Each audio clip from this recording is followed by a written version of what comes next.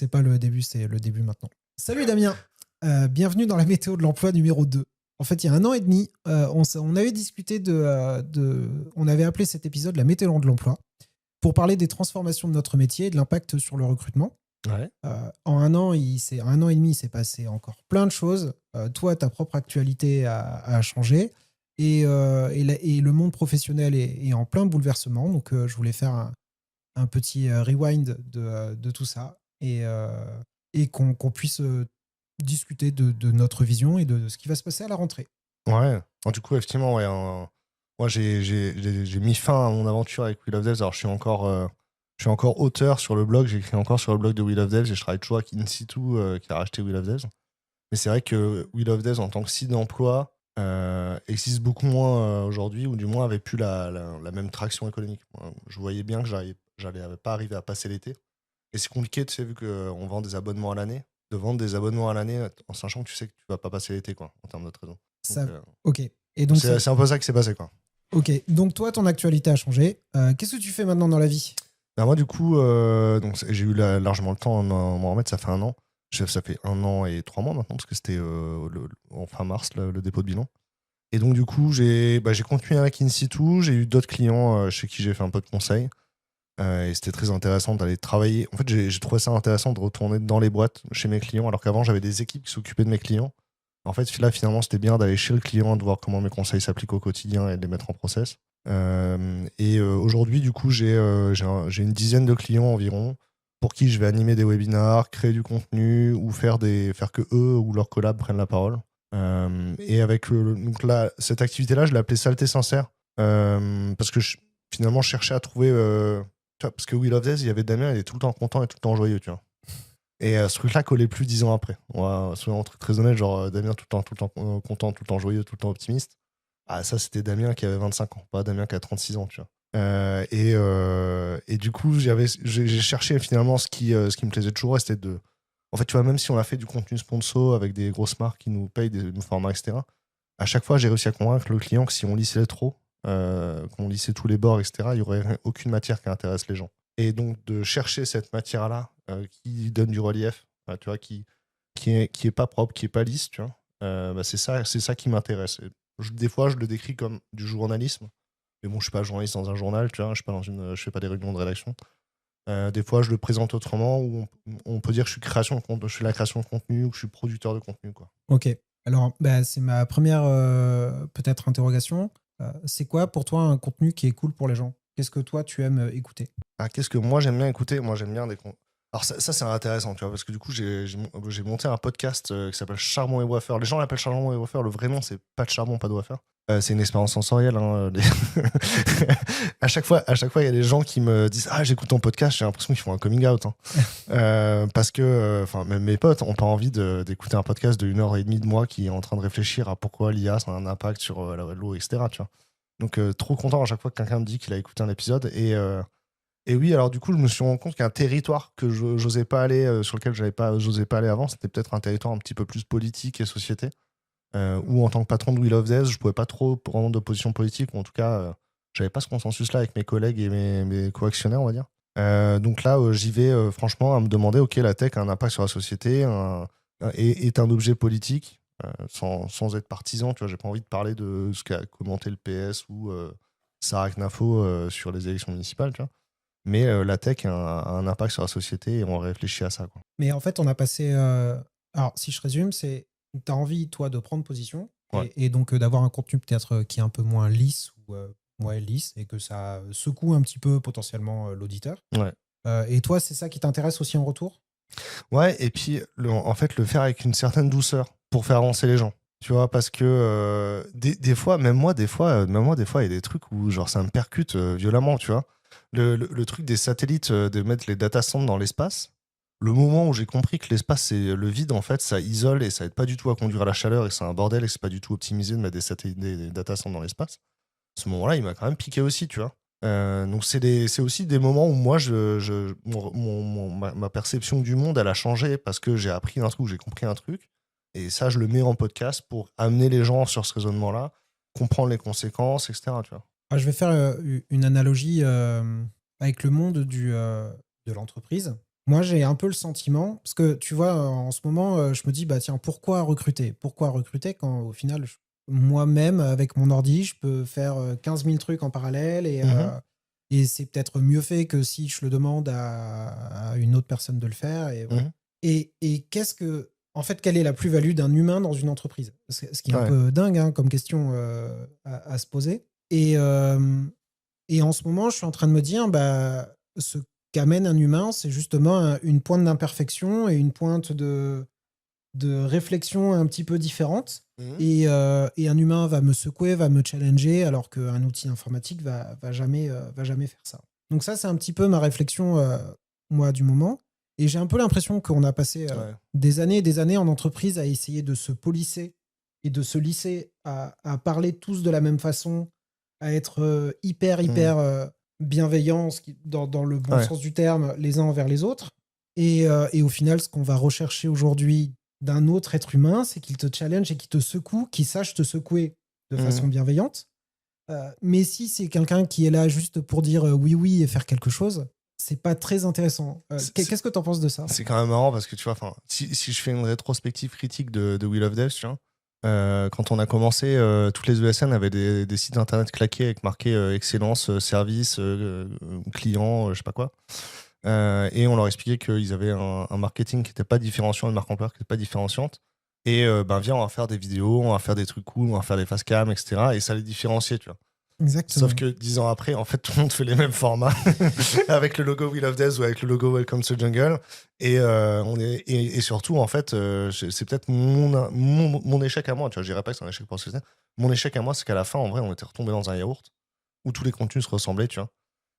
Et en même temps, proposer des trucs nouveaux fonctionnait pas forcément. Tu vois, genre, on a fait une vidéo avec BNP Paribas où, genre, j'ai essayé de m'infiltrer dans les bâtiments pour découvrir les secrets de l'équipe moyen de paiement numéro 3.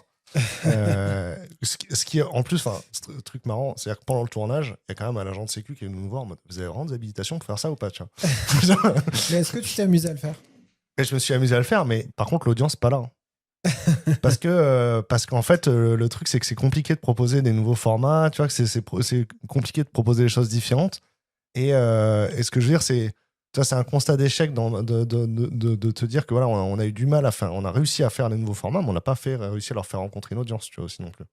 Et donc, oui, tous lisses, mais en même temps, bah, si c'est pas lisse, enfin, si c'est pas un truc auquel tu t'attends déjà, t'as pas envie de le faire, tu vois. Et c'est pour ça que du coup, je suis content d'avoir un podcast avec une petite audience, tu vois. C'est généralement 80, 150, si on fait 150 auditeurs sur le mois, je suis content, c'est un gros mois, tu vois. Des fois, c'est 60, hein, et c'est bien, Mais tu ça vois. reste quand même des gens que tu arrives à croiser et qui te disent hey, j'ai écouté, c'était cool. Ouais, Mais alors, c'est hyper gratifiant, tu vois. les gens m'envoient des messages sur Insta ou des DM sur LinkedIn où je les croise et ils me disent, ah, j'ai écouté tel truc, franchement, c'était intéressant.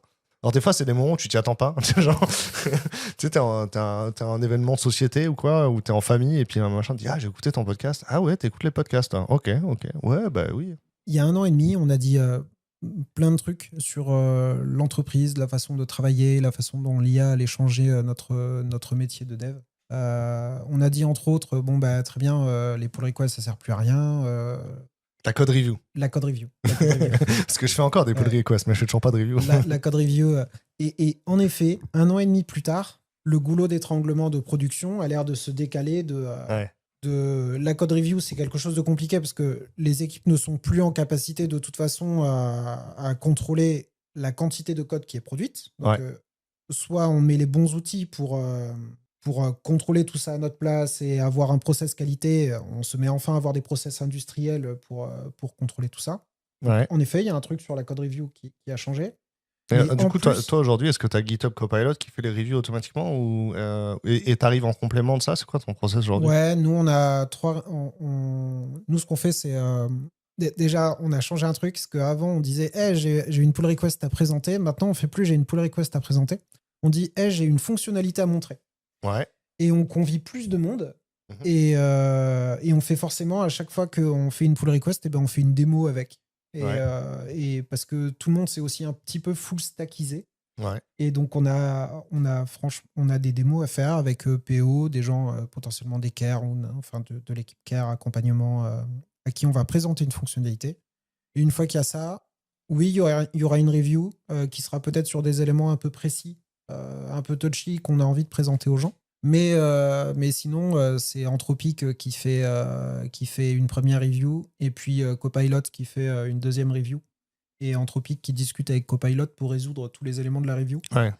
Et puis si tout va bien, on s'immerge et on va pas relire les 10 000 lignes de code. Ouais. C'est à peu près sûr, quoi. Et par contre, on ship autant qu'avant et beaucoup plus de code qu'avant. Ça, c'est sûr. Ouais, Et on fait ça plus fait de plus de démos, je crois. Ça fait plus de surface de changement. Hein. Ça fait beaucoup plus peur. Donc on essaye vraiment, nous humains, de se concentrer sur les éléments qui font peur, je crois. Ouais. Et sur la compréhension globale de ce qui est fait. Mais tous les éléments de détail, on a un peu... C'est intéressant que tu parles de peur. Moi, j'ai découvert récemment via une autre interview que vraiment l'important, c'est la confiance. C'est-à-dire que nous, en tant que développeurs, on crée de la confiance. C'est pour ça que j'ai appelé l'épisode Personne ne monte dans un avion où c'est Claude qui pilote. Tu vois. Exactement. Et c'est parce qu'en fait, on ne ferait pas confiance à Claude. Donc, nous, en tant que développeurs, on crée de la confiance. Donc, toi, tu me dis, tu identifies des endroits qui font peur et tu ajoutes de la confiance. Oui. Est-ce que tu réutilises un agent ou est-ce que tu le fais toi-même? Je le fais moi-même. Parce que finalement, tu vois, moi, quand je vois les reviews que me sort GitHub Copilot, tu vois, finalement, quand mon codex a fini de faire sa feature, il a bossé pendant 4 heures tout seul. La feature, la flemme de relire 1000 fichiers qui ont été bougés, tu vois. Et finalement, et tu te dis, en plus, il est hyper fort. Et donc, il n'y a pas de raison. Mais toutes les études là disent que de toute façon, une review doit être faite avec un autre modèle que le modèle qui a écrit le code. Non, mais c'est ça. Et quand je vois le compte-rendu de la review de Copilot, du coup, qui est fait par GitHub, alors c'est peut-être, je sais même pas quel modèle il a utilisé, hein, ça se trouve, il a utilisé Claude. Hein. Mais comme il a regardé. Un contexte propre à chaque fois. Et il regarde chaque fichier un par un, chaque changement un par un. Et il te met en face de chaque ligne ce que ça fait et quel est l'impact, tu vois. Et je me dis, ok, lui, il a regardé les lignes, et en plus, il fait des commentaires en disant, tel truc là, il faudrait le changer. Et l'autre agent le regarde et me dit, ah, il a raison, c'est pas bien de faire comme ça. Mais ça me rend fou, moi, ça. En fait, intellectuellement, ça me rend fou. Parce que je me dis, mais je t'ai laissé tout le temps de lancer un agent. Je sais qu'il y a un agent qui est parti avec un contexte propre, qui a déjà refait toute cette review. Et pourquoi Copilot a vu ça et toi, tu l'as pas vu? Mais t'as vu quand même qu'au bout d'un moment, à chaque fois que tu vois les trucs que voit Copilot, tu fais en fait, ça sert à rien, je fasse la review moi-même parce que de toute façon, si Copilot a rien vu, c'est déjà les 3 quarts de Copilot, les 3 quarts des trucs que Copilot a vu, moi je l'avais pas vu. Ben oui, bien sûr, mais après, mais du coup, on voit aussi qu'il y a plein de choses qui dévient, tu vois, en qualité de code. Il y a beaucoup plus de duplication qu'avant et par rapport à des refactos et compagnie.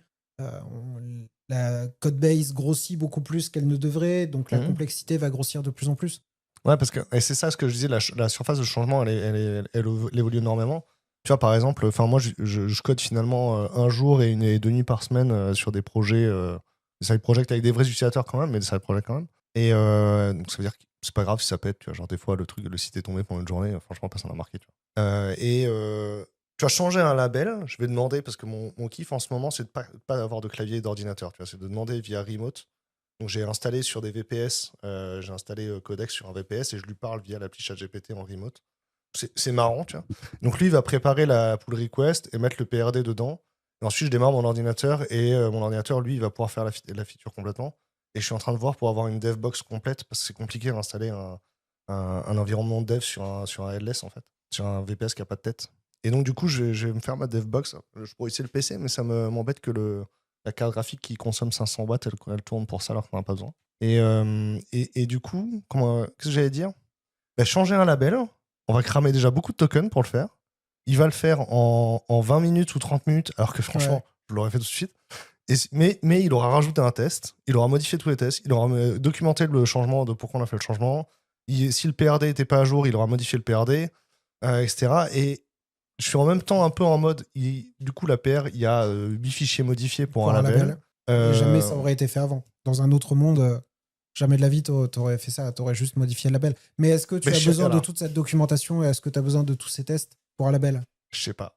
Et je suis un peu entre les deux, je suis un peu en mode, alors c'est sûr qu'il fait plein de trucs que je faisais pas avant, et en même temps, il crée tellement de surface de changement que ça fait péter la CI. Et ça, il y a les études Dora et GetDX, elles montrent que les entreprises qui utilisent beaucoup d'agents produisent 20% de code en plus, du code de meilleure qualité, mais pètent le delivery de 10%, parce que en fait, la surface de changement, elle explose et les CI, elles explosent. Et tu vois, du coup, les collègues chez Le Bon Coin avec qui j'ai discuté récemment, bah, eux, ils sont en train d'automatiser pour que la review, elle se fasse sur la machine du dev. Parce qu'en fait, déclencher la CI à chaque fois, bah, c'est beaucoup de gaz cramé enfin, tu vois, imagine, il y a un monorepo sur lequel il y a 120 devs qui commit tous les jours, tu vois. Mais en fait, si on déclenche la CI à chaque fois pour avoir une review, ça fait perdre beaucoup de temps, tu vois. Alors là, on enregistre, on est le 18 août. Hier, il y a eu une indispo de 4 heures de GitHub, un truc comme ça, qui était Ouais. complètement dans les choux. Et, et ça m'étonne pas. Ils doivent encaisser une volumétrie, mais de malade, quoi. Parce qu'ils prennent trop de changements d'un tronc, je pense, ouais. Ah ouais, le volume de code a fait x2, x3, x4 en peu de temps. Mais du coup, tu vois, je me retrouve à des fois à dire, c'est juste un label, fait qu'une seule review de GitHub Copilot. Tu vois. Et genre, je dis à l'agent qui est responsable de faire la feature, je lui dis, tu traites la première rafale de commentaires et à la deuxième, t'en fais plus, tu laisses, tu documentes juste et là, on verra plus tard. Tu vois. Et par en prod, avec, même si GitHub Copilot a mis des commentaires sur la review, tu vois. L'an dernier, on avait aussi dit pour la peine que il y aurait que la code review, ça serait un sujet IA. On a aussi dit, est-ce que on se rend compte cette année que le goulot d'étranglement, maintenant, il vient dans le côté produit. Et Ouais. comment est-ce que dans des grosses boîtes, donc là, tu travailles entre autres chez Le Bon Coin, Ouais. qu'est-ce que tu observes sur la coordination entre les équipes de développement et les équipes produits Ouais. et la gestion des roadmaps et tout ce truc qui devient hyper compliqué parce que si l'équipe dev est capable de produire beaucoup plus, qu'en est-il des product owners et compagnie, quoi? Alors, ce que je peux te dire sur Le Bon Coin, parce que en plus, c'est moi la personne qui vérifie la PR des devs chez Le Bon Coin, donc ce qui sort en public ou pas. Ce que je peux dire, c'est qu'il y a 100 personnes produits chez Le Bon Coin qui ont leur propre hiérarchie, propre organisation, et 700 personnes tech qui ont leur propre organisation, qui sont deux trucs différents. Tu vois. Et c'est déjà effectivement un grand sujet. Et grâce à Le Bon Coin, j'ai pu aller à la Product Conf cette année, tu vois, pour accompagner justement plus de 40 personnes produits qui allaient à cette conférence-là. Et la vibe était incroyable parce que moi, je m'imaginais pas, tu vois, genre, je me suis pris un peu, tu vois, la keynote d'ouverture, genre, ne serait-ce que le speech de l'organisateur, tu vois, je me le suis pris dans la tronche, tu vois. Parce que eux, ils étaient le message qu'ils disaient, c'est en fait, ça fait 10 ans qu'on enterre notre métier tous les ans. Genre, au début, on était agiliste, on a enterré l'agile. Ensuite, on a fait ça, on a enterré ça, etc. Et puis maintenant, en fait, on bosse avec ChatGPT et 3IA toute la journée à la fin. On est brain freeze aussi. On est brain fry aussi. Et ils vivent le même truc que nous. Tu vois, genre la fatigue à la fin de la journée parce que tu as eu 8 agents Claude qui bossaient. En fait, ils le vivent aussi parce que eux, ils utilisent aussi 8 agents Claude pour créer de la documentation, etc. ou des ressources produits. Mais t'as pas l'impression pour la peine que le métier va changer? Il y a eu des articles ces derniers jours sur ce qu'ils appelaient des middle class développeurs. Je sais pas si tu as vu ça. Mais en gros, tu as les développeurs un peu moyens qui eux ne serviront plus à grand chose. Tu as des développeurs experts qui seront là justement pour peut-être être la roue de secours sur les endroits qui font peur. Donc, ils créent la confiance. Et qui créent de la confiance, Ouais. exactement. Et eux, c'est eux qu'on recherche en ce moment. Mais d'un point de vue produit, eux, ils sont aussi en autonomie pour faire peut-être plein de choses par eux-mêmes, du design, des tests, des prototypes, et où ils ont moins besoin de développeurs et développeuses. Est-ce que le métier, il n'est pas en train de se segmenter en des équipes produits qui sont en capacité à créer par eux-mêmes le produit qu'ils imaginent, Mhm. en toute autonomie, et peut-être de l'expertise tech à côté, sur vraiment qui va devenir un peu niche, sur des éléments un peu précis, quoi. Ouais. Alors, ce que je sais, c'est qu'il y il y a une vraie limite réelle qui est la fenêtre de contexte et la codebase. Et je sais pas si la codebase que tu as chez Carnot, elle a déjà ce problème-là. Pas encore. Mais en tout cas, pour une codebase. Alors, Le Bon Coin, on imagine rarement que c'est aussi gros. Tu vois les chiffres, le nombre de gens. Donc, la codebase, elle est vraiment gigantesque. Je pense, je les avais, les nombres de lignes de code, je les avais avant de partir en vacances. Là, je les ai plus, mais les codebases sont assez énormes. Genre, ouais, la vanne, c'est qu'il n'y a plus que 48 lignes de PHP chez eux. C'est ça la blague. Tu vois, et personne ne sait où ils sont. C'est genre juste, il n'y a que Gerrit qui sait où elles sont les lignes de PHP. Ils ont tout migré en Go, non? Ouais, tout le backend est en Go. Et donc, ce que je veux dire, c'est que, en gros, et c'est pas que Le Bon Coin, c'est dans plein de boîtes, il y a. Si tu demandes à une personne produit de faire une feature entière, enfin, comment dire, généralement, tu vas avoir du code où les variables enfin, le code, il est pas dans le bon code style. Tu vois, il va pas être OK avec le reste des PR, etc. Parce que tu as toujours une code base qui est trop hétérogène, pas assez documentée pour des agents, ou alors il y a trop de documentation pour le contexte de l'agent. Et donc, du coup, on se retrouve avec des PR qui sont refusés par les humains parce que bah, le nom de la variable est en français. Mais en même temps, l'agent, il a trouvé des noms de variables en français dans le code. Tu sais que je me suis dit ça hier, Tu vois. ça se trouve, ça va être le retour des microservices, juste pour cadrer les contextes. Mais, Tu vois. mais même si tu es en microservice, en fait, bah, en fait si tu as un monorepo avec 1500 microservices, même Ouais, bordel. mais c'est de l'outillage. Enfin, pour moi, c'est juste une question d'outillage. C'est-à-dire, si tu as une bonne une cartographie de tes projets, des rôles très clairs et bien séparés sur chacun de tes services et tout ça, et elle va s'en sortir ton IA, non? Ben, mon expérience, c'est quand même que dans les boîtes où c'est assez gros, le legacy, c'est des couches d'oignons qui s'empilent depuis des années. Et on peut. C'est un peu comme, c'est un peu Ouais, comme ok. les arbres. Plus l'arbre il est vieux, plus il a de tranches de legacy. Et mon expérience, en tout cas, c'est que vraiment jamais aucun humain a envie de documenter mieux que ce que lui sait le code. Et en plus, alors maintenant, on a l'effet inverse, c'est-à-dire qu'on demande à l'IA de documenter, elle surdocumente de façon à ce que les humains ne puissent pas le lire. Mais du coup, elle noie le contexte de l'agent qui arrive après. Donc il y a un peu ce truc-là. Moi, pour l'instant, en tout cas, les fenêtres de contexte, elles sont, même si elles sont gigantesques par rapport à il y a un an, elles sont toujours pas capables d'avoir des codes base entières. Et tu vois, enfin moi, tu vois, quand je fais une feature, j'ai l'impression de préparer une mission. Donc je vais faire le PRD avec l'agent. On va parler pendant 30 minutes. Il va générer 6000 lignes de code, enfin 6000 lignes de documentation dans mon PRD. Et ensuite, je peux le laisser bosser 3-4 heures, tu vois. Et on va faire une pre-flight avant. C'est-à-dire qu'il va faire des migrations pour vérifier si les données GPS vont pas exploser quand on va merger machin chouette, truc bidule. Donc on fait le pre-flight pour vérifier que quand il va faire la feature sur 4 heures, ça va pas exploser. Et des fois, je fais des fixtures d'ailleurs qui sont mieux que mes features. Enfin, ça m'en fout. Mais ce que je veux dire, c'est que tout ce travail-là, c'est pas le product people qui va le faire, tu vois. Et tout ce travail-là de réfléchir à. Mais pourquoi? Mais parce que moi, les trois quarts des trucs que j'ai, c'est des trucs méga techniques. Tu vois, genre, j'ai travaillé sur un.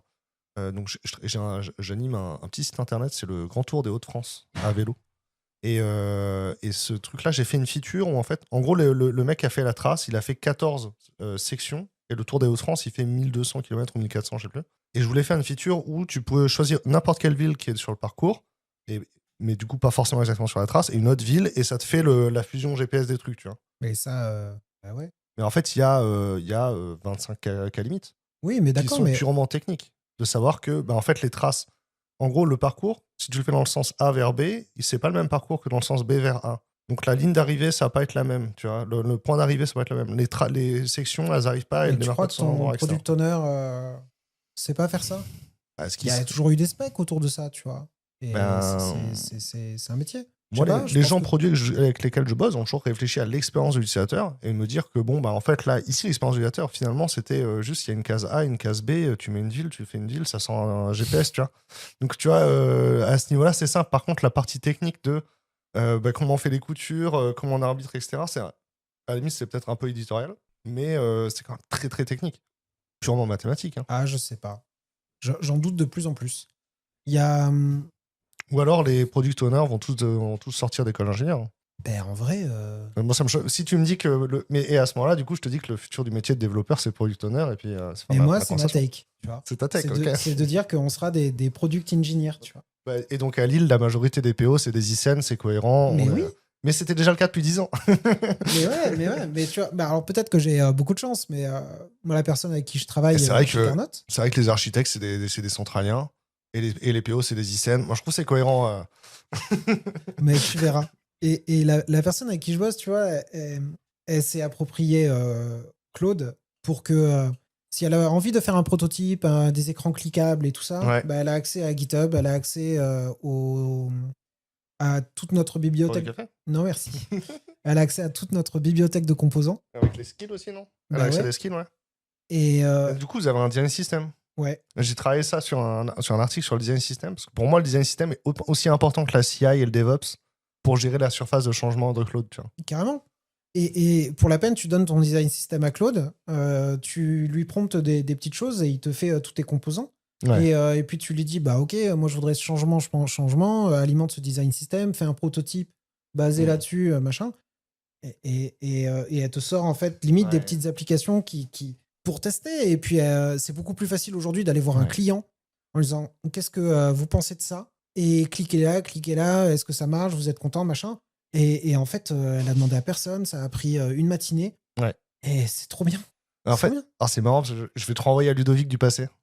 Mais en fait, genre, est-ce que tu. Enfin, déjà, dans l'article de blog que tu as écrit avant les vacances, Ouais. tu mentionnes le Shadow IT, tu sais. Ouais. Alors, c'est pas du Shadow IT quand les gens ils font des trucs eux-mêmes. Hein. Enfin, c'est pas nécessairement du Shadow IT s'ils le font eux-mêmes.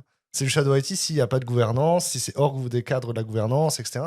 Et on arrive sur un sujet de gouvernance. C'est-à-dire qu'un design system, il y a une partie technique qui est qu'il faut qu'il soit testé parce que quand tu modifies un composant, ça a un effet de bord sur l'ensemble des écrans de l'application. Ouais, mais ça, c'est un Claude.md, tu vois. Si tu changes ton design system, le test, il sera écrit avec. Et donc, 10% de la valeur du design system, c'est ce qu'on met dedans ou pas. Et ça, c'est la gouvernance. Hmm. Tu vois, c'est la gouvernance. Est-ce qu'on prend ce changement ou est-ce que ça, c'est du custom et tu dois le faire on top du design system? Ah, mais Est-ce que le ça. design system, il doit être customisable ou pas à ce niveau-là? Ça, c'est la gouvernance. Mais est-ce que cette gouvernance-là, aujourd'hui, est importante? Mais en fait, ça marche aussi. Parce que, est-ce que tu te rappelles le Ludovic qui aimait pas le no-code aussi? Ouais, Tiens, ouais. Le Ludovic aimait pas quand on a fait un truc avec Zapier au service client parce qu'après, c'est à lui de le débugger quand il est pété et Ludovic, il a pas envie de mettre les mains Mais c'est dans un vrai. Zapier. C'est vrai. Eh ben, Mais je pense que Ludovic, il préfère mettre les mains dans une code base générée par Codex ou par Cloud Code que dans un Zapier. Et oui. je pense que tu vois, en fait, ce qui est. Mais qu'en est-il de la future génération? Est-ce que tu as été le Ludovic qui débug des macros Excel? Bah, Est-ce oui, que ce oui. ouais, tu vois? Et ben, moi, j'ai l'impression que c'est la même chose, tu vois. La macro Excel a laissé la place à du no-code qui laisse la place aujourd'hui à des product managers qui vibe code ou des gens du métier qui vibe code. Et en fait, à la fin, ce qui est chouette, c'est que ce logiciel-là, peu importe sa forme, il est déjà adopté par le mec du métier à la fin. Alors, tu te rappelles, on a déjà fait des projets des fois complexes pour qu'à la fin, les gens continuent à utiliser leur macro Excel parce qu'il leur manque une feature. Ouais, sauf que là, pour la première fois, tout le monde utilise le même outil. Ouais. Et ça a été la vraie diff, tu vois. Le Zapier, avant, l'équipe de dev regardait ça d'un œil un petit peu bizarre. Aujourd'hui, tout le monde a une base commune, avec une gouvernance commune, et donc ça pose plus aucun souci. Et donc, c'est beaucoup plus facile d'arriver, de dire, bah, moi, je vais ramener la redondance, la reliability en tant qu'informaticien. Je vais ramener la gestion du changement, je vais ramener la gouvernance, je vais ramener la cybersécurité sur ta base de code que sur le Zapier ou sur le Notion, tu vois. Et donc, du coup, moi, je suis plutôt content, tu vois, de tout ça. J'ai vraiment l'impression que tout ce travail-là que nous, on faisait en tant qu'informaticien, on peut le ramener beaucoup plus facilement sur une code base qui a été générée que sur du Zapier ou sur ce qui était généré il y a 20 ans, tu vois. Et alors, est-ce que tu crois que le monde de l'agilité, là, comment dire, j'allais dire s'accapare, mais c'est pas le bon mot. S'accapare. Non, mais c'est emparé de toutes ces transformations de communication entre les gens. En vrai, ils sont aussi. En fait, ce qu'il faut voir, c'est qu'eux aussi, on leur demande 20 fois plus de features. C'est-à-dire que le truc aujourd'hui, c'est qu'au contraire, en fait. Je reformule la question. Est-ce que pour toi, tous les rituels d'équipe qu'on a mis des années à construire dans le monde de l'agilité ont encore du sens aujourd'hui? Genre le daily scrum le matin. Hein. Genre ton daily scrum. Mais je l'ai jamais aimé le daily scrum. Je l'ai jamais. Genre tes démos, mais que en fin de sprint ou je sais pas quoi. Genre les sprints. Bon, les sprints, jamais eu de sens pour moi, mais genre les sprints. Ouais. Est-ce que genre tu as une partie quand même malgré tout épique, tâche, conception, roadmap et tout ça? Est-ce que tout ça, ça a encore du sens? Les démos, oui. Les démos, oui. Mais t'arrives en bout de chaîne, tu vois. Mais tu vois, même en plus, la façon dont ils le font chez Le Bon Coin, c'est que en fait, ils sont divisés en tribes, etc. Donc ils font des démos par tribes, etc. Et en fait, c'est impossible de tout suivre. Vraiment, genre, si tu suis toutes les démos, ça se prend 10 heures par semaine. Et donc, qu'on en vient à un moment où, genre, moi, je demande à mon IA de me dire ce qu'il y a d'intéressant dans la démo. Tu vois, et est-ce que ça se recoupe avec tel sujet, etc. Tu vois, donc, il y a un peu ce truc-là où, en fait, on est obligé de le refaire en macro. Oui. Après, les autres rituels de Daily Scrum, en vrai, moi, j'ai toujours détesté. En vrai, Scrum, c'est de l'agile mal implémenté, donc poubelle. Mais sans regret. N'empêche que c'est un framework qui était là pour arriver à faire communiquer les gens et coordonner les gens. Donc, disons coordonner. Regarde, tu vois, là, je travaille dans une équipe où c'est pas des développeurs. En fait, on fait pas des daily. C'est juste, on prend un café à 11h et on discute des trucs qui sont importants, quoi. Bah, tu fais un daily. Ouais, mais en fait, les machines à café existaient avant l'informatique. Hein. Tu vois ce que je veux dire? Tu vois, la pause d'équipe où on prend le café tous ensemble, ça existait avant qu'on fasse un scrum, tu vois. Fin... Mais tu vois, genre là, dans notre équipe, moi, je suis en train de me dire que on doit faire des journées ce qui est important, c'est qu'on ait tous connaissance de ce qu'on doit produire de A à Ouais, Z.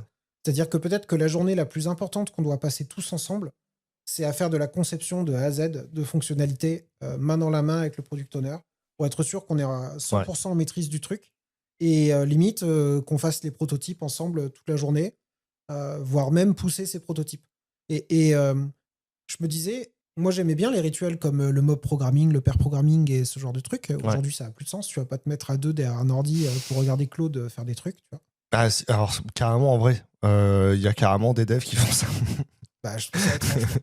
Non, mais en fait, il y a des devs qui vont se faire un rituel, genre un jeudi par mois, on prend 2 heures et chacun montre ce qu'il a fait comme nouveau skill, ce Ah, qu'il mais fait ça, avec Claude, d'accord. etc. Donc, ils le Mais, font hein, quand même, tu vois, on se met autour d'un ordi et je te montre ce que mon Claude mais tu fait. fais pas une fonctionnalité à deux comme ça, tu vois. Enfin, On fait plus des fonctionnalités à deux, non. bah non.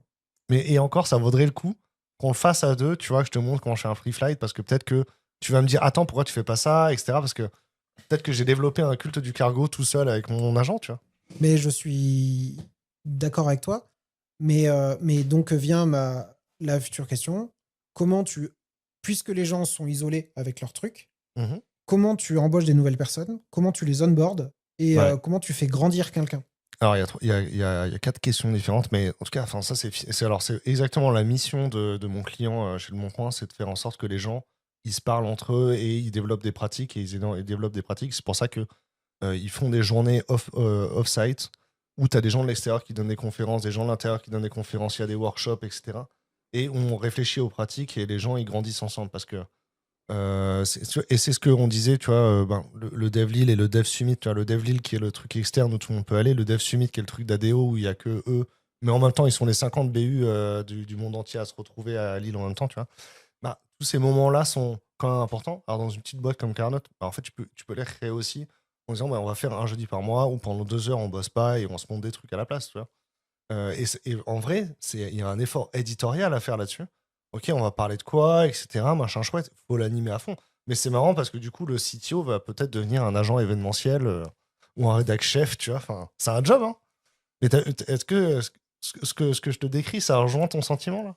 Ouais, ça rejoint, mais pas que. Mais tu vois, du coup, Enfin, nous, on a toujours fait ça, par exemple.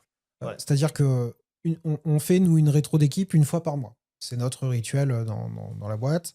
Le dernier vendredi du mois, c'est journée d'équipe. Ouais. Et dans la journée d'équipe, on s'est toujours dit, on va se forcer à présenter à tour de rôle des sujets et à se faire Mhm. grandir les uns les autres. Mais le rythme est tellement effréné. C'est dur, hein. Et sauf que c'était complémentaire de pair programming, de trucs comme ça, tu vois. Et aujourd'hui, là, je dois embaucher quelqu'un. Enfin, on recherche quelqu'un pour la rentrée. Mhm. Ça me fait mais hyper peur, quoi. C'est la première fois que Ouais. j'ai aussi peur d'embaucher quelqu'un parce que j'ai peur que cette personne elle soit toute seule à côté, et Ouais. je sais même pas quelles compétences lui demander à cette personne. Ouais, non, c'est une question que je pose souvent en ce moment et franchement, à chaque fois, les réponses sont intéressantes. Qu'est-ce que tu attends d'un développeur quand tu le recrutes ou Et d'une ben, développeuse quand tu le recrutes? La question, tu te la poses et tout le monde se la pose en ce moment.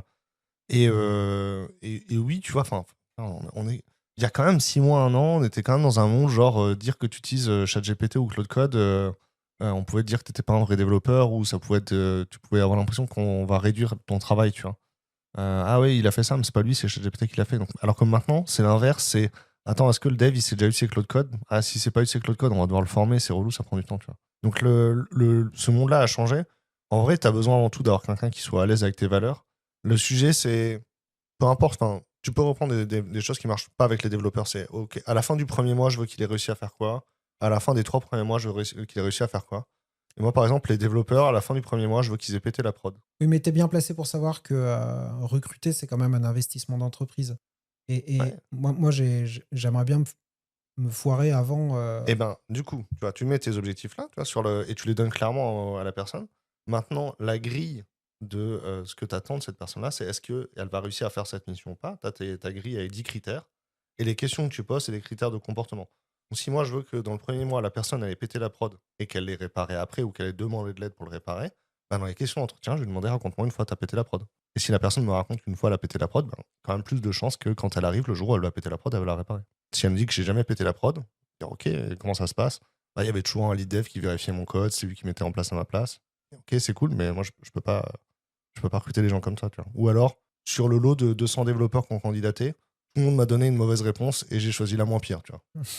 Mais Mais on l'a dit tout à l'heure, une personne que tu recrutes aujourd'hui, il y a de fortes chances que tu attendes d'elle qu'elle soit un peu full stack et qu'elle chiffre des ouais. fonctionnalités toute seule dans son coin. Et ça, c'est marrant parce que. Ben ouais, alors ça a complètement Non, mais, shifté, quoi. oui, non, mais il y a un gros shift. En fait, oui, alors oui et non, il y a un shift et pas un shift. C'est-à-dire que moi, j'ai l'impression qu'avec ce truc du full stack, on a passé 20 ans. Alors moi, j'ai que 10 ans d'expérience, mais j'ai l'impression que c'était déjà là avant moi, donc j'ai l'impression que ça fait 20 ans, à essayer de tailoriser le métier de dev, à faire des full stack qui sont tous capables de prendre les mêmes features, etc., à les livrer dans les mêmes conditions, avec la même prédictabilité, etc. Et en vrai, une bonne équipe de dev, c'est pas l'armée des clones. C'est une équipe de foot. Avec des défenseurs, des attaquants, des gens qui sont rapides, des gens qui sont endurants, etc. On en revient à ce truc-là, c'est que dans ton équipe aujourd'hui, tu as peut-être des gens qui sont bons à penser l'architecture de demain, des gens qui sont bons à penser à la scalabilité, des gens qui sont meilleurs pour discuter avec le support, avec l'équipe care parce qu'ils ont une bonne vibe avec eux, ils comprennent bien leurs besoins, des gens qui sont bons pour discuter avec le marketing, pour mieux comprendre ce qu'ils ont, tu vois. Et tout, c'est ce qui pouvait être des math skills avant. En fait, ça, c'est les skills qui font que tu as un besoin. Et en fait, là, aujourd'hui, dans ton équipe, tu fais le point sur on a quoi, etc. Bah, aujourd'hui, en fait, j'ai un excellent Mbappé, mais il me manque un milieu de terrain, tu vois. Moi, j'ai recruté un milieu de terrain. Enfin, faire l'annonce de recrutement qui met en évidence ce truc-là, Mais c'est déjà, vachement dur, mais hein. déjà faire l'analyse du besoin. Ouais, ouais. Mais je te rassure que effectivement, 80%, enfin, c'était un des sujets qui m'avait frustré chez We Love Dev. Je vendais des annonces, mais je voyais bien que dans les annonces, les clients savaient pas. Enfin, ils n'avaient pas fait l'analyse du besoin. Mais l'analyse du besoin dans une équipe de dev, elle est dure. Et même un recruteur qui sait que l'analyse du besoin, c'est dur, il a du mal à le faire sur une équipe de dev parce qu'il connaît pas le métier. Donc ça, c'est dur, mais il faut le faire. Et c'est des choix.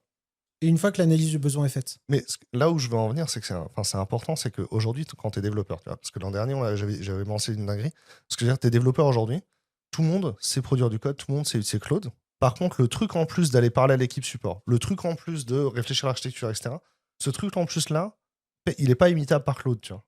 Et il était déjà là avant, tu vois. Il y a 10 ans, quand je suis arrivé, dans la première scène où on était, on commençait à faire l'agile, où on mesurait au quart d'heure près les tickets. On commençait à faire des cras, à noter les trucs. J'étais en mode, non mais attendez, moi je suis un créatif avant tout. Je suis là pour passer du temps avec des clients, leur montrer une expérience digitale et penser le digital avec eux. Si ton job c'est de transformer un cahier des charges en logiciel qui fonctionne, ce job-là, Codex sait le faire, enfin Cloud Code sait le faire. Et c'est exactement ça. En fait, nous, notre démarche, ça a été de dire on a besoin de quelqu'un et il faut que cette personne apporte quelque chose qu'on n'a pas dans l'équipe. Ouais. Et parce que recruter un agent Claude, Ouais. ça n'a aucun intérêt, quoi. Ouais. Et ça coûte bien trop cher, malheureusement, pour j'allais dire pour ce que c'est. J'avais pas du tout envie de dire ça. Mais... Non, mais en fait, dans l'absolu, genre, tu recrutes un jardinier, mais t'as déjà les tondeuses, quoi. J'ai juste une pelouse à tondre. Tu vois, mais mon propos ici, c'est que genre, si t'es jardinier et que tu passes ton temps à mettre les mains dans la tondeuse pour la réparer, au lieu de regarder ce que t'es en train de faire avec, tu passes à côté du job, quoi. Et genre, vraiment, aujourd'hui, il y a beaucoup trop de développeurs qui sont en train de regarder, on a réussi à automatiser ça avec Claude, on a réussi à faire ça, machin chouette. Enfin, on s'en fout, c'est quoi les features, c'est quoi la valeur ajoutée. Parce product engineer, Damien. Non, mais oui, mais c'est ça, le product engineer, si tu veux. Mais ce que je veux dire, c'est qu'à la fin de la journée, tu vois, je te disais, j'ai changé un label, j'ai cramé tant de tokens, j'ai cramé tant d'énergie pour le faire. J'aurais pu juste changer le label dans le code et pousser, tu vois. Et faire git push, git commit, git push comme à l'ancienne, tu vois. Mais à la place de ça, j'ai cramé du truc parce que c'était fun, machin chouette, ça valait peut-être pas le coup. Zéro valeur ajoutée, on a cramé plus d'énergie. Effectivement, tu vois, il a fait tous les tests, machin chouette, mais pour zéro valeur business parce qu'on a juste changé un label, tu vois. Donc imagine, tu parles au Damien d'il y a 15 ans, là, tu sors de l'ICEN, tu as fait une alternance, on va dire que tu as fait une alternance. Ouais. Donc tu connais un minimum. Non en fait, j'ai pas fait d'alternance, mais je crois qu'ils font l'alternance maintenant à l'ICEN, mais il n'y en avait pas quand j'y étais. Ouais. Exactement, ils font de l'alternance. Tu sors de là, tu cherches ton premier job. Comment tu te vends? Comment je me vends? Le monde a changé. Hein. Ça, c'est le sujet d'un article qu'on m'a demandé d'écrire. Le 10-year challenge. Alors déjà, rien que ce que j'ai fait dans le contexte de l'époque, si je le refaisais en sachant 10 ans d'expérience, je le referais pas. Donc ça, c'est déjà un sujet. Déjà, avec les règles du jeu de l'époque, je jouais très mal le jeu, où c'était pas bien. En tout cas, mon conseil, ce serait de dire que tu vois, tous ces math skills-là, etc. Moi, j'avais déjà ce truc-là d'être curieux, de demander est-ce qu'on utilise Git, etc.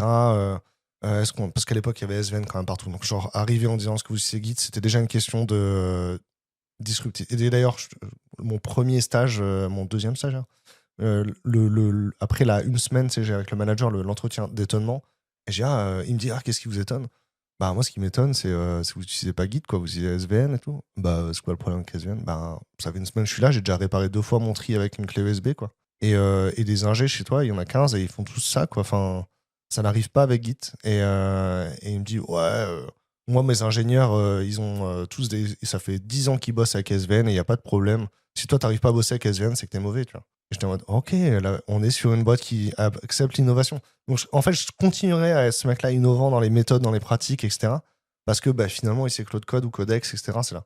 C'est le sujet. Mais on t'apprend pas à l'école à être, je sais pas, à être humain, à t'intéresser, à être curieux, à tout ça. Alors, figure-toi que moi, à l'école, j'avais la formation humaine. Je sais pas, dans toutes les écoles, on le fait pas, mais dans les bonnes écoles d'ingé, on le fait. Ça remplace la littérature. Moi, j'ai appris la communication interpersonnelle, j'ai appris l'analyse transactionnelle. On a fait du théâtre d'impro, on a fait de la gestion de projet, du management. J'ai appris PMI, PMBOK, qui sert à rien, mais c'était marrant, tu vois. Et donc, si à l'école, on nous apprend, on nous donne des outils, et c'est vrai que quand tu as 22 ans et qu'on te montre l'analyse transactionnelle ou les drivers, des choses comme ça, où tu fais de la macroéconomie, ou que tu prends un cours d'éthique, je sais pas où tu vas, tu vois. Mais le cours d'intelligence économique que j'ai pris, j'ai pas compris à quoi il servait, mais il est utile aujourd'hui, tu vois. Et il y a ce sujet-là, tu vois, finalement, que si à l'école, quand t'es étudiant, t'as vite fait effectivement de passer à côté du truc, de dire je veux apprendre Java. Moi, je me rappelle, j'étais déjà en avance, j'avais appris le C quand j'étais au collège, j'avais appris le Java au lycée. Quand je suis arrivé à lycée, on apprenait le C et ensuite le Java, tu vois. J'étais en mode, je vais attendre 3 ans pour rattraper 5 ans de retard, tu vois. Mais tu me dis donc, faut être différenciant. Bon, très bien. Mais c'est dur de prouver que tu es différenciant d'un point de vue humain pendant un entretien. Parce que tech, bon, très bien, être différenciant d'un point de vue tech, tu l'as dit, c'est pas facile. En fait, c'est ton rôle dans l'organisation. C'est-à-dire que tu vois, même être expert, c'est pas un statut que tu obtiens en faisant des conférences à Devox. Expert, c'est un rôle que tu gardes dans l'organisation. C'est-à-dire que, bon, ben, en fait, il y a plusieurs moments où tu as servi de décharge mentale aux gens sur comment, tu vois, moi, je voulais devenir référent sur Android. Bon, ben, en fait, les gens ont pris l'habitude de me poser des questions sur Android, même si j'avais 10 ans d'expérience en moins. Et donc, je suis devenu expert sur Android parce que dans l'organisation, je prends ce rôle-là de décharge mentale, de décharge cognitive aux autres, tu vois. Je facilite la décision. Donc, en fait, finalement, tu as des histoires de comportement. Tu as le comportement en soi. C'est une compétence qui est aussi importante que de savoir coder. Donc, est-ce que tu peux me rappeler une fois où tu es allé voir le service client pour leur expliquer que la façon de remonter les bugs, c'était pas bon et tu as amélioré la façon de remonter les bugs? Ça, c'est un comportement, c'est une compétence qui a toujours été importante. Hein. Jusqu'avant, elle était secondaire à côté de la compétence de faire du Java correctement. Et maintenant, cette compétence-là, elle devient numéro 1 et on n'arrive pas à la dépoussiérer, tu vois, on n'arrive pas à la révéler parce qu'on n'a pas l'habitude de la voir. Et le truc qui est difficile pour toi aujourd'hui, c'est de te dire, dans mon équipe, il y a, si tu veux, toutes les équipes de foot, elles ont les mêmes compos, tu vois. Donc, s'il te manque un attaquant, il te manque un attaquant. Et toi, aujourd'hui, tu sais pas dire parce que il manque quelque chose dans ton équipe qui a jamais été là. Et donc, c'est d'essayer de trouver, d'essayer de comprendre, d'aller parler à d'autres CTO, de dire, ok, ben toi, dans ton équipe, explique-moi, genre, 2 personnes qui ont fait la différence sur le dernier trimestre. Ok, ben il a fait ça et ça. Attends, ça, j'ai pas ça dans mon équipe, tu vois. Et parce que si tu regardes que ton équipe en essayant de faire de trouver le moment où il y a un coin, tu vois, un angle obtus qui est à l'envers, tu vois. Mais je trouve que le diagnostic est plus facile à faire que l'évaluation de la personne elle-même après. L'évaluation de la personne après, la solution, c'est toujours les questions de comportement. Donc raconte-moi une histoire où, dans tel contexte, tu as fait ça et tu as agi à ça.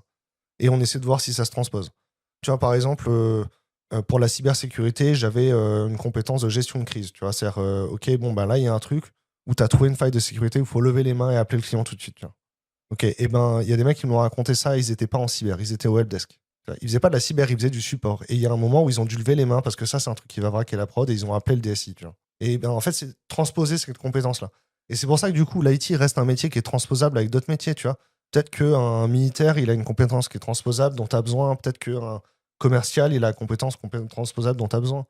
Tu vois, sur les métiers d'intégration, j'ai discuté avec plein de gens qui vont dire moi, j'étais un sales, mais j'étais très mauvais sales. Par contre, je suis très bon maintenant en intégrateur de CRM. Tu vois. Parce que justement, genre, j'ai galéré avec mon CRM et je comprends ton problème quand tu me dis que là, ici, ça te fait perdre du temps de faire le bouton et on va le corriger, quoi. Ah, il va avoir la niaque de porter le projet, d'aller jusqu'au bout. Alors que Mais évidemment quand que t'es tout le monde développeur, adore ça. Après, tu prends des grosses boîtes, je suis même pas sûr que tu aies accès à la personne. C'est pas si facile que ça de. Tu vois, t'es dans ta tribu. Ouais, dans ta tribe. Dans ta tribe, exactement. Et ben, est-ce que tu as vraiment accès à la personne du marketing, du support et tout ça? Faut aller la gratter pour aller la chercher, quoi. Ah, mais ça, Claude va pas le faire. Et Claude va pas le faire. Bonne nouvelle. Mais même, je suis d'accord avec toi. Bonne nouvelle, Claude va pas le faire. Je suis d'accord avec toi. Et oui, en fait, tu vois mais le Bon Coin, c'est une boîte où genre ça va vite. Tu vois, tu peux parler aux gens, tu vas les voir, tu les slack, etc. Tu leur demandes de l'aide. Franchement, ils sont bien, ils sont cool. Tu vois. Il y a des boîtes, c'est beaucoup plus complexe. Il y a des boîtes où, genre, si t'es pas le consultant Accenture, machin chouette, qui est payé pour résoudre ce problème-là, on s'en fout. Ouais, on t'écoute pas, tu vois. Et on va pas rentrer dans un monde où la personne du helpdesk elle va résoudre le problème elle-même, hein, avec son Claude à elle, et puis voilà. Alors, carrément que si. Même on rentre dans un monde où tu ouvres un ticket. C'est Claude qui répond, qui s'assure qu'il a bien compris ta demande, qui ensuite fait une PR, et le mec du helpdesk, il arrive, il fait ouais, c'était ça qu'il fallait faire, clic. Mais en vrai, au début, ça, tu vois, les self-healing pipelines en CI/CD, moi, je trouve ça méga flippant de rajouter une génération de code probabiliste dans un système qui doit être déterministe, qui est une CI/CD, tu vois. Et en fait, j'ai vu des gens qui le faisaient, et c'était méga intelligent, en fait. Genre, tu vois, les équipes support infra, tu vois, genre par exemple, les gens à qui tu le ping parce que tu as besoin d'un nouveau DNS, tu vois. Ok, bah, en fait, ça se fait avec un skill.md facilement, le rajouter un DNS, machin chouette. La demande, elle peut être prise par un bot. L'APR, elle est prête à être reviewée. Et le mec du support, il arrive et il clique. Et oui, en fait, ce monde-là est pas affreux. Alors, il y a des résultats qui sont un peu pourris, franchement.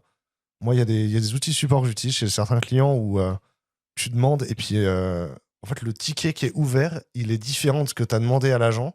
Et du coup, quand il y a un humain qui arrive, il fait attends, t'as vraiment besoin de ça? Je fais non, il a rien compris, je voulais ça. Tu vois. Je dis non, c'est le bot qui traite la demande, il a rien compris. En fait, je voulais ça. À ton avis, il va se passer quoi la prochaine année là? Il va se passer quoi la prochaine année? Parce que l'an dernier, tu m'avais fait une prédiction sur les pull requests et les code review.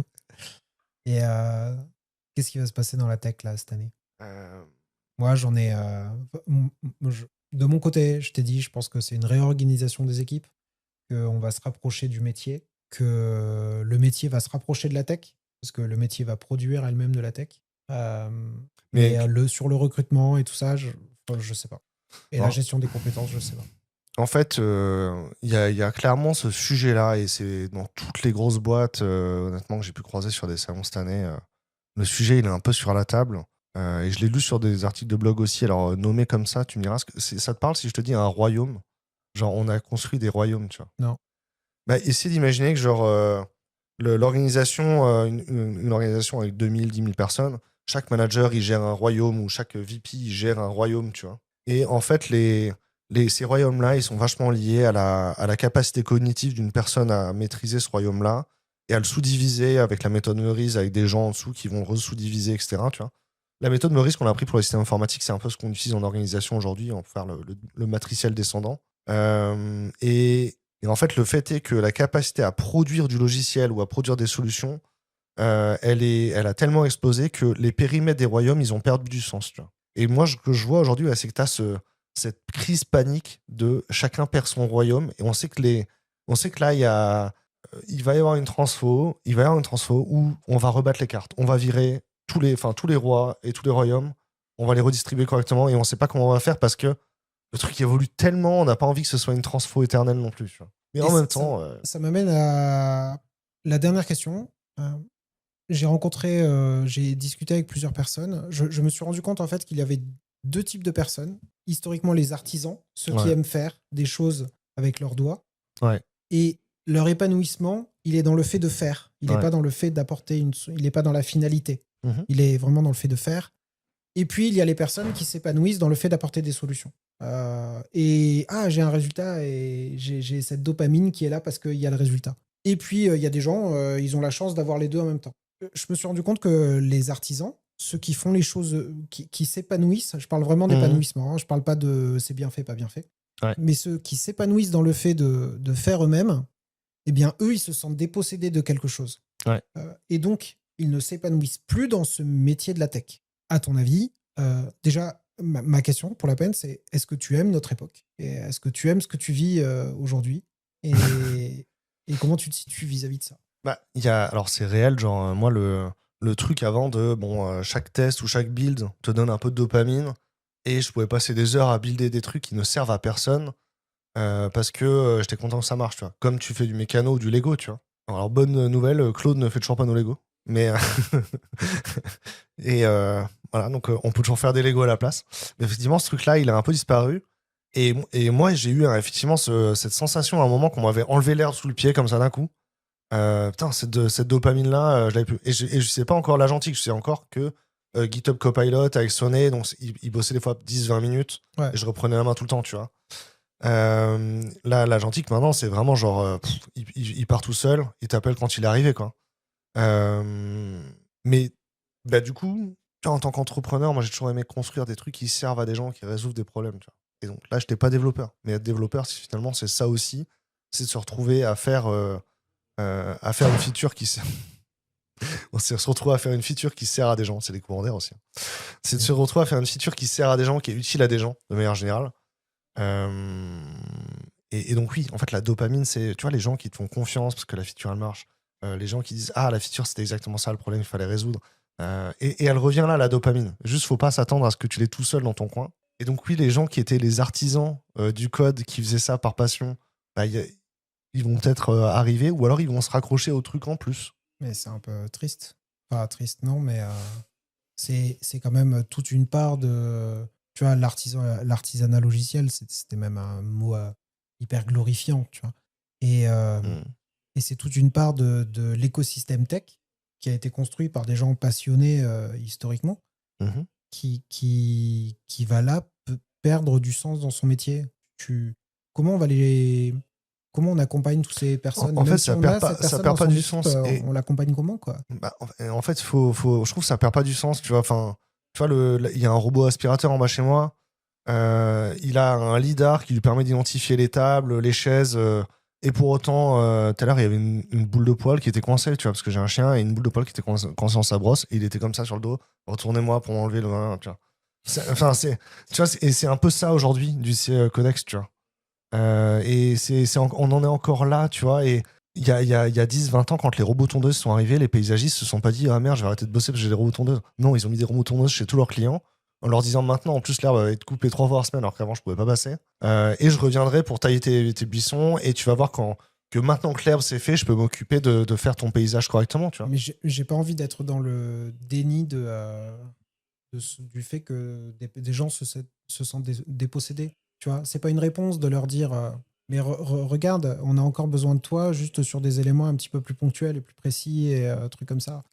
Non, Et non, mais c'est juste que ce qui prenait que 10% de ton temps et qui te donnait que 20% de ta dopamine avant, aujourd'hui, ça va devenir 100% de ta dopamine.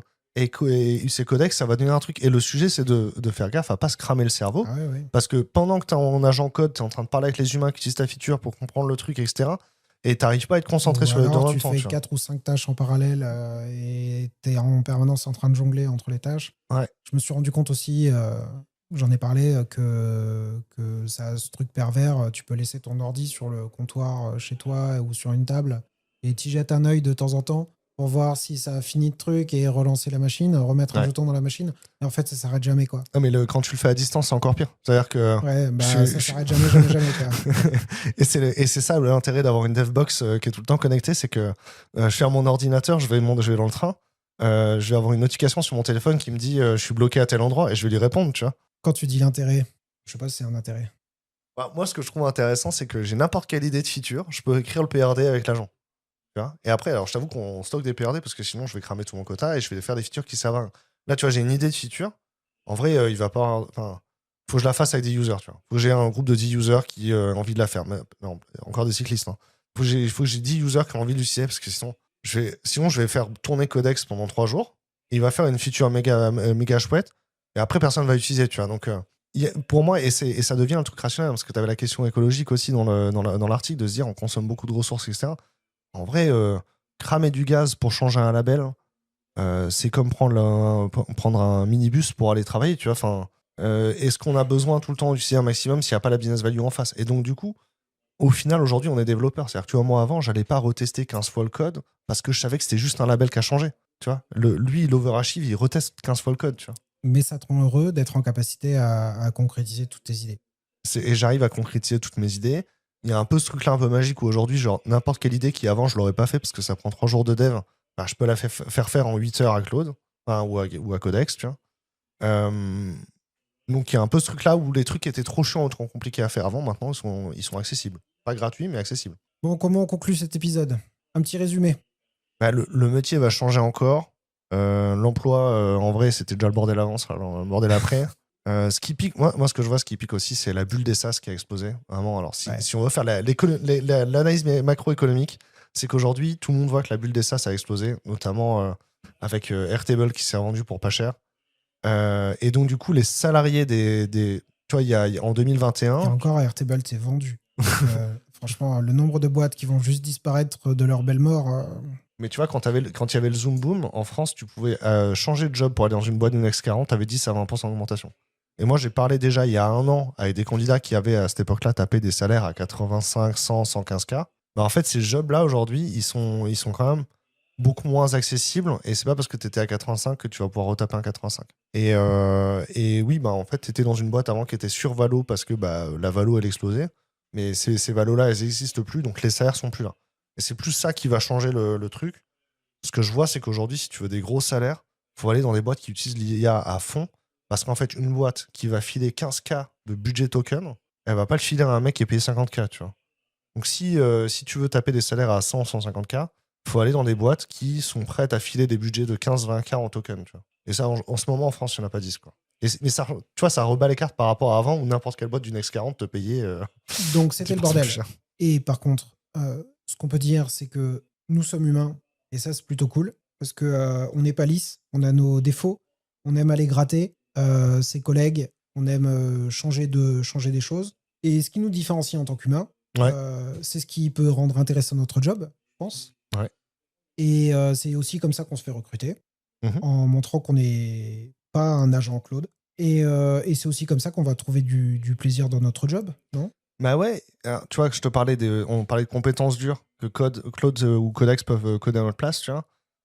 Au-dessus, je t'ai parlé des comportements. Effectivement, au-dessus des comportements, il y a la personnalité. Un comportement, tu peux changer de comportement en travaillant tes habitudes sur quelques semaines ou quelques mois, tu vois. Ta personnalité, ça prend 7 à 10 ans, tu vois, et il faut aller en thérapie, tu vois. Donc, mais ce que je veux dire, c'est que effectivement, la partie de compétences dures pour dire du code, Claude sait le faire. Ta personnalité, Claude sait pas le faire. Et c'est ta personnalité qui va faire que tu as l'énergie d'aller voir la personne au service client pour l'aider, machin chouette. C'est ta personnalité qui va faire que tu as l'énergie de refaire ce truc-là bien parce qu'on sait que c'est pas bien fait, tu vois. Et toutes ces personnalités-là, elles sont différentes et on en a besoin. Et donc, si tu as déjà 15 personnes qui ont la personnalité d'aller aider les gens au service client, peut-être que la 16e, c'est la personne qui aime quand c'est bien rangé correctement et qui va refaire les trucs. Bien derrière. Ça sera la conclusion. Ouais. Soyez des humains et soyez des chouettes personnes. Je trouve que c'est plutôt cool comme conclusion. Merci Damien, C'était cool. c'était cool.